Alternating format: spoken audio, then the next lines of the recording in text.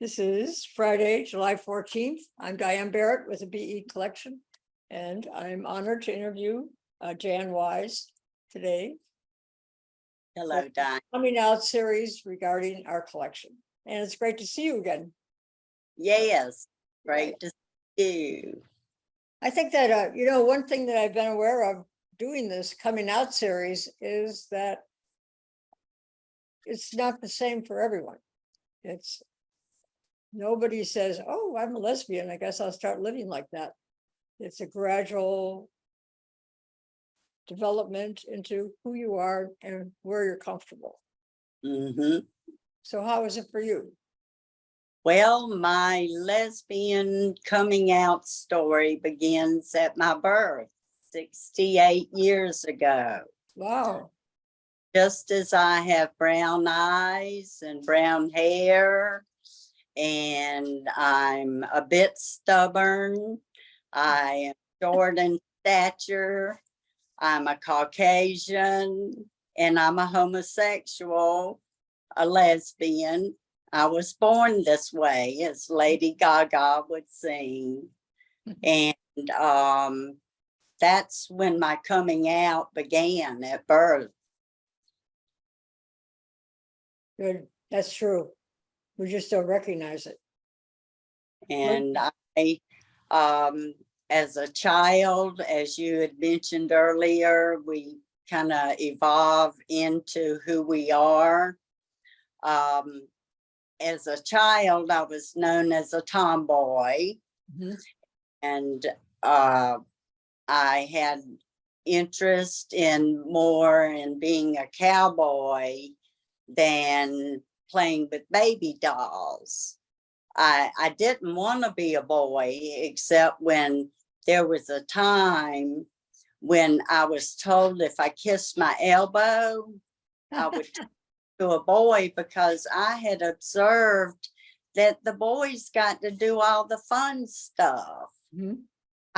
Things I enjoyed and curiosity, and my mother tried her best to make me very feminine and mainstream heterosexual, and dressed me in dresses, and she tried, but I was determined to be who I was. And gradually I noticed I had crushes on females when I was younger. In the 6th grade, my 6th grade teacher, I had a big crush on. And then, this is kind of embarrassing, but I had a crush on a varsity cheerleader at the high school I would eventually attend. And I had a big crush on her and found her telephone number. I'm not a stalker, but I don't think that word was around then, was it? Stalker. I call her number and heard her voice, and it just gave me a thrill. And I didn't do that very often. Did you actually talk to her? Never talked. You just heard her voice. I just heard her voice, and I was more, that's when I realized I was more attracted towards women than I were attracted towards men. And so that was before high school. I was in the 6th grade. So when called the high schooler. But is that a cell phone or a dial phone? It was a dial phone, a princess phone. Ah, all right. That was probably from your mother. Right? Yes. Right. And I had the opportunity. I had an uncle who was a Boy Scout master, and I would be invited to join my cousin, his daughter, to go on camping trips for a week to 10 days with his Boy Scout troop. So for about 4 or 5 years, I was basically in the Boy Scouts and got to have fun and enjoyed that. As I grew up, went into high school, I had a lot of friends. I was part of different groups, probably an underachiever in academics, but my coming out and knowing I was a lesbian, I am a lesbian, was in my sophomore year of high school church. We had a new Sunday school member who had moved from another state at my church, and our last names were alphabetically similar, so we were in the same homeroom at school as well as church. And I got to know her through that, and just very innocent friendship that progressed over a 1 year period. It began as confiding in each other and sharing things, and she was just my closest friend, and I fell in love with her and she fell in love with me. And we were the only two women in the whole world like us. I know that. I had never heard the word lesbian until years later. Right. And it began with, after about a year, we would hold hands we would have youth choir tours during the summer. And we had a blanket on the Greyhound bus, and somehow we held hands under that blanket. And we just gradually became more involved emotionally and intellectually, and then it evolved to where we would spend the night with each other at each other's houses. And how was your mother with that? They were fine. They were kind of oblivious about it. That's good, huh? Until later. Yeah. But that's another story. But I remember very clearly the night that I came out and had my first lesbian experience with this woman. I remember Carole King's album Tapestry was playing. Love that, right. Song, Will You Still Love Me Tomorrow? Right, of course. And that was in 1972, in my senior year of high school. And we were together off and on for a couple of years, and went off to college. She went one way, I went another. She decided, because of religious reasons, she was not going to continue our relationship, and went on to work in the mission field, got married, and had 2 children. And I to an all women's winter college. Discovered there were other women like me. Yay. And I discovered in my junior year of college, there were gay bars and lesbian bars in Charlotte, North Carolina. Mhm. A friend basically told me I needed to go. Really? They had And spotted. I have been out loud and proud since that day. Really? Yes, That was pretty early, huh? it was. Yeah. There was no doubt in my mind. I've never wavered in thinking, well, maybe I could date a guy or no, I was born like this, That's right. and I'm living my life. God does not make mistakes. And I hope I have made a difference and helped others, such as myself. Well, And my, I'm sure you have, because you are such a open, warm, honest person that people will come to you and they will with, trust that, what they get from you. That's mhm. my impression. And Well, I hold on to my impressions. thank you. So what have you done as an activist?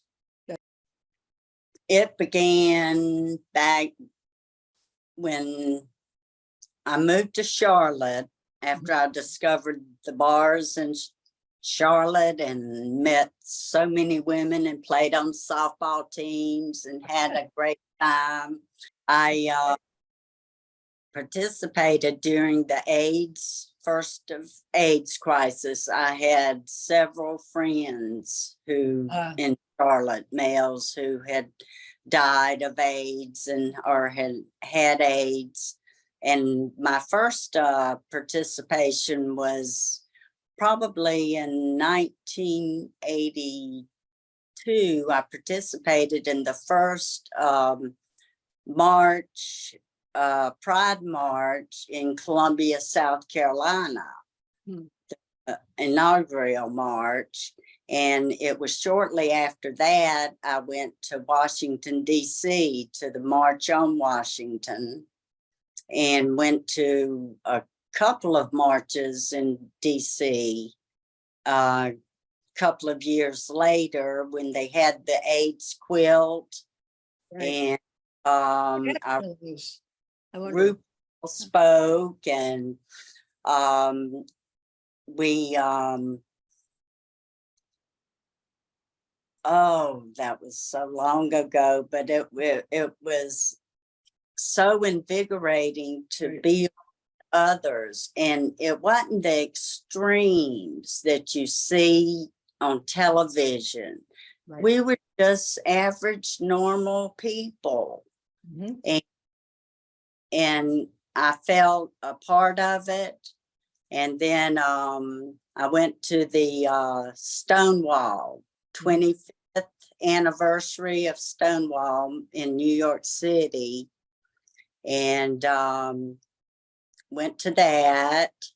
And in fact, I participated in the illegal ACT UP march that left from the village and took an unapproved route to Central Park, which brought us right in front of St. Patrick's Cathedral, where we sat for 1 minute of silence in the road. It was over 15,000 of us. Wow. We sat for a minute of silence in front of St. Patrick's Cathedral, where they had New York police officers and barricades set up. And then we marched on to Central Park and met the other group that had, the larger group that had met, marched on the approved route. And then I'm happy to say, I attended 2 or 3 years ago the 50th Stonewall. Wow, good for you. In New York City once again. And I have just been tried to support other women Mhm. and women's rights. I have been involved politically, and I am pretty much outspoken, but I'm kind of calm in nature. Yes. And What do you like the most about being an out lesbian? I can be myself. Mhm. Do you have any other not- relatives that are Par- in your family that are homosexual? Pardon? Do you have any other homosexual members in your family? Yes, Hmm. I do. And in fact, one had came to me years ago and was real upset over something and needed to talk with me. Hmm. And I said, well, come over right now. I'm here. Right. And I thought she was going to tell me she had a drug problem or something. And she sat across from me in this very room and started crying. And she looked at me and she said, Jan, I'm gay. And it come to find out, she had gone to a therapist who had suggested that she seek out someone she knew who was a lesbian that she could talk to and confide in. And she's married to a woman now and doing quite well, and Great. her family accepted her, and that was great. That is great. So in summary, or what would you like to tell that woman or any woman about coming out? Recommendations? Listen to your heart. Mhm. And I'll say it again, God does not make mistakes. Mhm. And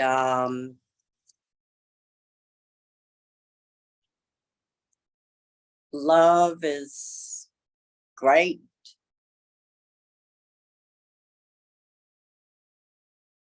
And our That's it. voice is part of the collection, this collection. There's interview with Barbara Beck. Mm-hmm. Did you have an opportunity to view that? Because she, when she was a child, prayed every night that she would be a boy. And that, of Yeah, course, happened. heard that. And right, and as things progressed in the interview, she ended up seeking help because she was suicidal, and she didn't want to. She didn't know what to do. So anyway, she somehow got referred to a minister or a person that was, Yes. yeah, right. And he said to her, God does not make mistakes. No, he And doesn't. he saved her life. And I'm Yeah, glad because I know her. But you know what I mean? exactly what you mean. Yes. It's And it's comforting. I have a relationship with God, and God will be my judge and my only judge. right. So that's And important. I will speak up for our rights. I'm very concerned about the way the current trend's going right now. We're losing Seems like it. our freedoms, and we need to speak up. And this is one of the reasons I'm sitting right here. Me too. Here we are. Right. Here we Mhm. and we've got to be vocal. Silence is complicity, and we must speak up for our rights. And if love comes into your life,